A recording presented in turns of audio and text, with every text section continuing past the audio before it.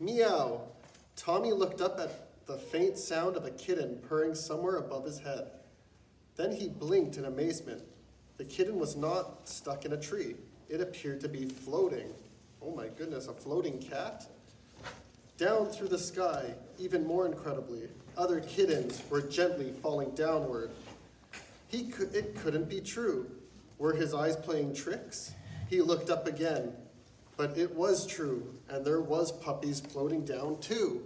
Can everybody hear me? Everybody can hear my voice? Good, okay.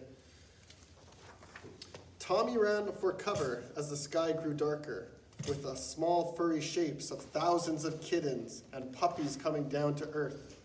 They landed all around him, then seemed to dissolve into the ground and vanish completely. As he watched, the kittens and puppies changed into cats and dogs. The sky was full of every breed imaginable, gently falling down all around him. There were barking Dalmatians and yapping poodles, blue-eyed Siamese, and striped tabbies. They too seemed to be absorbed into the ground as soon as they landed. Just like raindrops disappearing into a dry, thirsty soil, they sank without a trace. Hey, that must be it, thought Tommy excitedly. It must be raining cats and dogs. He was right, it was raining cats and dogs.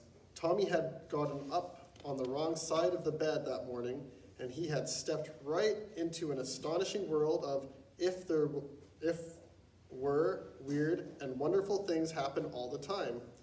Usually if you hear someone has gotten up on the wrong side of the bed, it just means they are very angry.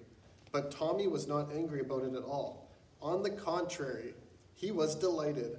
Wow, he gasped as the last dogs and cats vanished into the ground and the sun came out again. What's going to happen next? He was standing in the middle of nowhere. But there was a dazzling gold-yellow brick road. Beneath his feet, he decided to follow it. Maybe it was the same one that led to the Wizard of Oz, in that story he enjoyed so much. But before he knew it, although because it was a magic road, it could have been hundreds of miles. He had reached the end, and it had stopped just outside of town, unlike any other Tommy has ever seen. Every single bit of it was painted the same shade as the dazzling red. Its appearance made Tommy think of something his mother had once said to him about a friend of hers who went out one night determined to have lots of fun. She really painted the town red. Tommy's mother had laughed when she told him about it.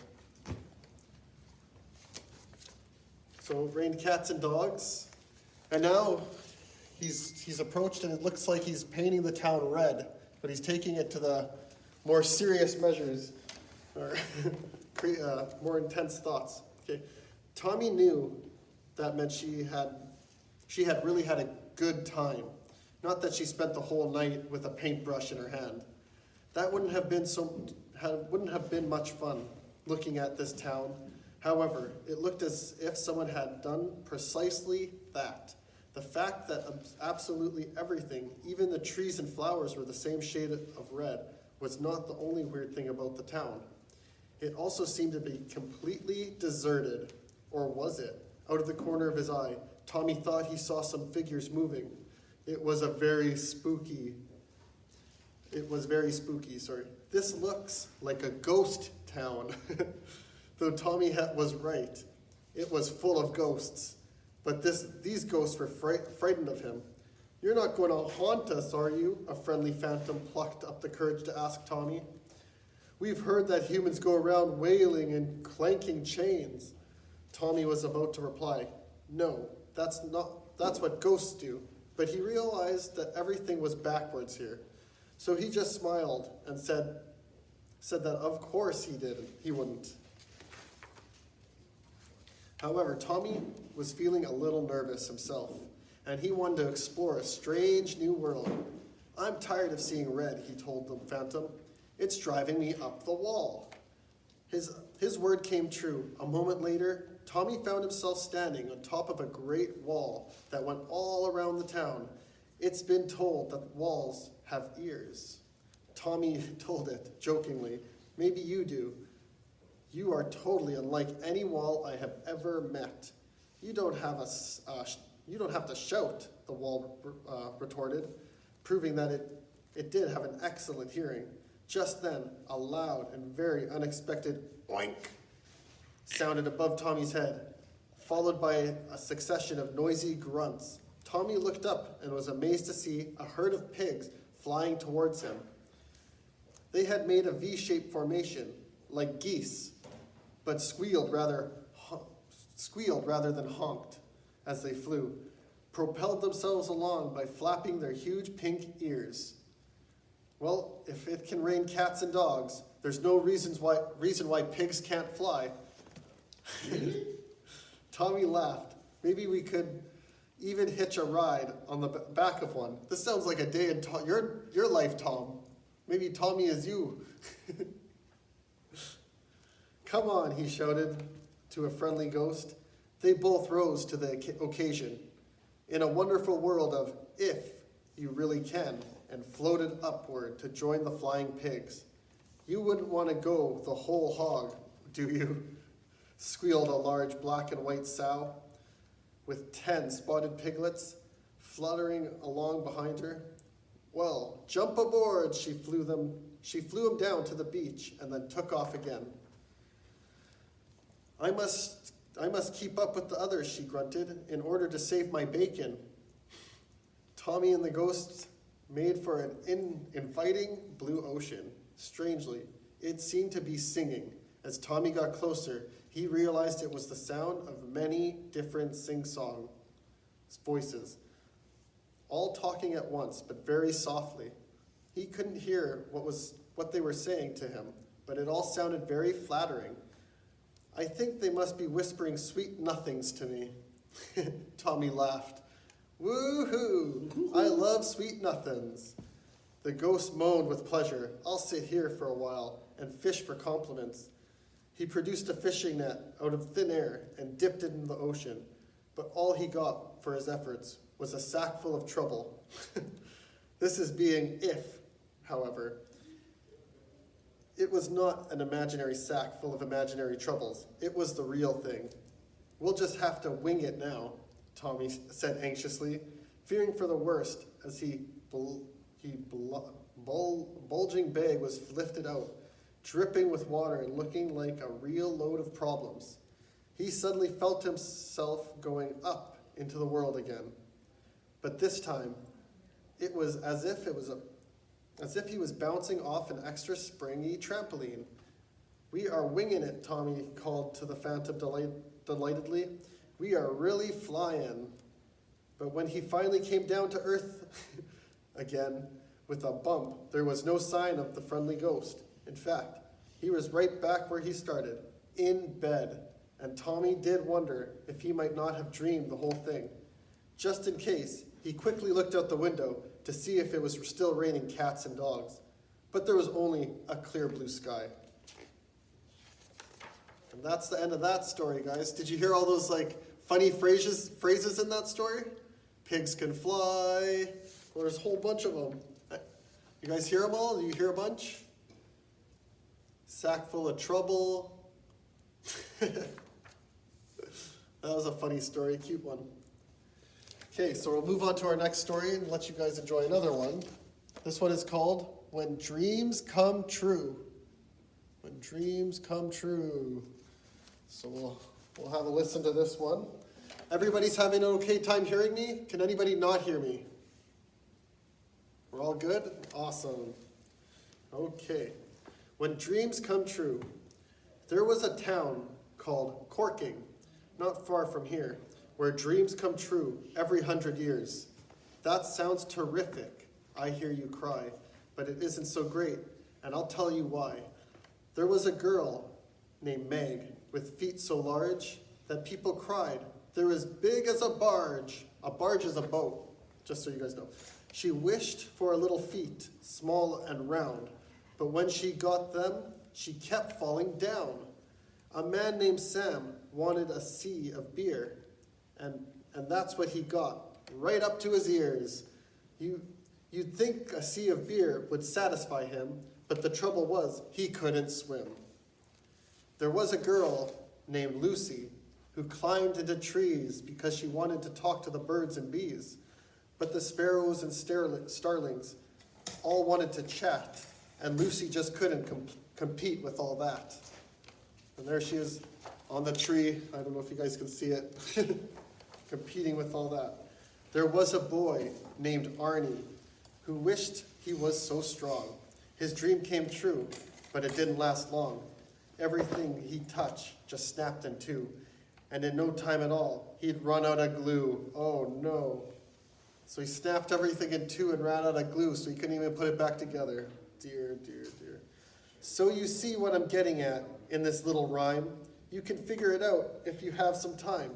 Beware of what you wish for. I'm talking to you. You never know what might come true. Dun, dun, dun. So there's a little poem, the Midway poem there. I hope you guys like that one. And we're going to the next one, which is Follow the Leader. Another short, silly story called Follow the Leader.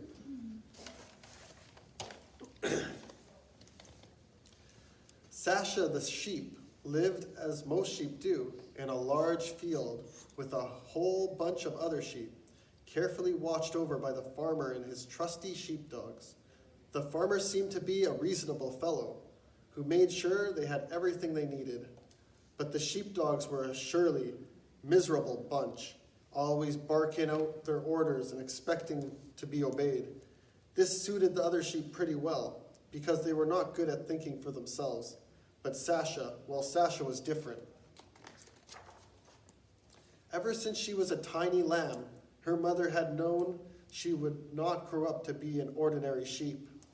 While the other little lambs frolicked gaily in the meadow, chasing each other and gambling nimbly, Sasha strode back and forth at the edge of the field, muttering fiercely under her breath.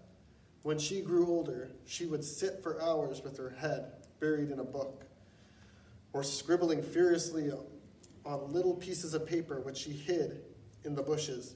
Other times she went missing altogether, which sent her mother into a frenzy, convinced she had been carried off by a wolf.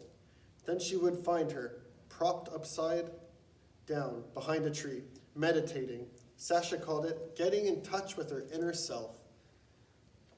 And it seemed that Sasha had an awful lot of self to get in touch with. The teenage years were the worst. She would stomp around the field, and one of her moods, growling at anyone who tried to follow her. She dyed her wool purple and brushed it into a stiff spikes. She even had a ring put in her nose. Very unbecoming, dear, said her mother mildly. Those are just for bulls. But Sasha didn't care. I am an artist, she would cry. I must give vent to my creative urges and express my individuality. What it all boiled down to was that Sasha just wasn't happy just being one of the flock. She had a problem, and her problem was the other sheep. Sasha could not conceive of more dull and unimaginative bunch, for no matter what she did to set herself apart, the other silly creatures were bound to copy her. And as they grew older, things grew worse. Quite unwillingly, she became a trendsetter, a style guru, and whether it was having her wool sheared in a stylish pattern or sporting a feather bow and dark glasses, you can be sure that where she led, the others were sure to follow. It's the highest form of flattery, dear, said her mother. Baloney, said Sasha. Baloney, said Sasha.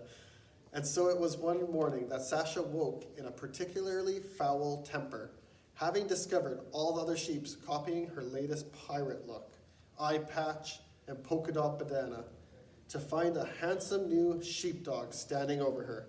Get lost, she growled, staring up at him. You must be Sasha, he smiled. I've heard a lot about you from the other dogs. None of it good. I must say, I'm Sid. do me a favor and come and lead this goofy bunch into the next field. Would you? I want to make a good impression on my first day. Now, as a rule, Sasha never did anything a dog asked her to do. But there was something about Sid that made her sit up and pay attention. He was different from the others, pleasant, for one thing. And then she noticed that his eyes were different colors, one blue and one brown. So it looks like she's rocking her pirate look here, and there's Sid, the new dog, who's asking her for help to get the sheep into another field. Well, she's got her eye patch and her bandana. She's a trendsetter. Everybody's copying her. How wonderfully individual, thought Sasha. The fact he thought the other sheep were goofy was just the icing on the cake. Sasha was smitten. The farmer could hardly believe his eyes when he saw Sasha jump up and do exactly as Sid directed. She had always been so very difficult before. Well, perhaps she's finally met her match, which of course is exactly what had happened, although not in the way the farmer was thinking. From then on, Sasha and Sid were inseparable. In fact, the farmer was so impressed by their teamwork that he decided to enter them into the sheepdog trials at the upcoming country fair. Dutifully, they practiced their routine every day, with Sid lying low in the grass, listening attentively to the farmer's low whistles and directing Sasha in a series of intricate maneuvers. They were magnificent, moving together as one, in perfect harmony. The farmer was sure they would take the country fair by storm. Little did he know that it was just what they were planning to do. But again, not in the way the farmer was thinking. For every night, once the other sheep and Sasha's, For every night, once the others were asleep, Sasha and Sid had been hard at work, secretly practicing a special routine of their own. Well, the day of the sheepdog trials finally dawned, and there was great excitement as the sheepdogs rounded up the sheep and herded them, led of course by Sasha, into the farmer's truck. At the show, they sat dutifully in their pen and watched the team after team of dogs and sheep go through their maneuvers. Mind-numbingly dull, isn't it? Sasha muttered to Sid. Have they no imagination at all? Wait till it's our turn. Wait till it's our turn, smirked Sid. We'll show them. But when their turn came, Sasha and Sid were nowhere to be found. Would Sasha and Sid please take the field, said the announcer over a loudspeaker. If there was any further delay, we may have to disqualify you. There was a pandemonium as everyone looked around frantically for the missing pair. But then, in a great burst of color, Sasha and Sid emerged from the trailer and took to the field as the audience gasped in amazement. Sasha was dressed in a brilliant red flamenco dress with a red rose behind her ear, and Sid looked equally dashing in a tuxedo and dark glasses. As the loudspeakers crackled, then burst into life, and Latin music boomed across the field, Sasha and Sid sprang into action. They danced the samba, lambamba, the salsa, moving together in perfect harmony. The judges were outraged and disqualified them at once. Never had such a thing happened at their show, but Sasha and Sid just kept on dancing as the crowd clapped and cheered, putting on a show no one would ever forget, and securing Sasha's place in the history books as the sheep completely like any other. Even the farmer was pleased after all. It was great publicity. As she snuggled down to sleep next to Sid that night, Sasha felt truly happy. She had made her mark at last. Interestingly enough, though, salsa dancing has become awfully popular these days. So they went to the county fair, and instead of actually doing the right routine, they decided to break out in dancing. Oh, my hands are on the wrong spots here. Where's Sid and her? Oh, there. Can you see Sid and her? They're dancing at the country fair. So that's a cute story, another funny one, you know?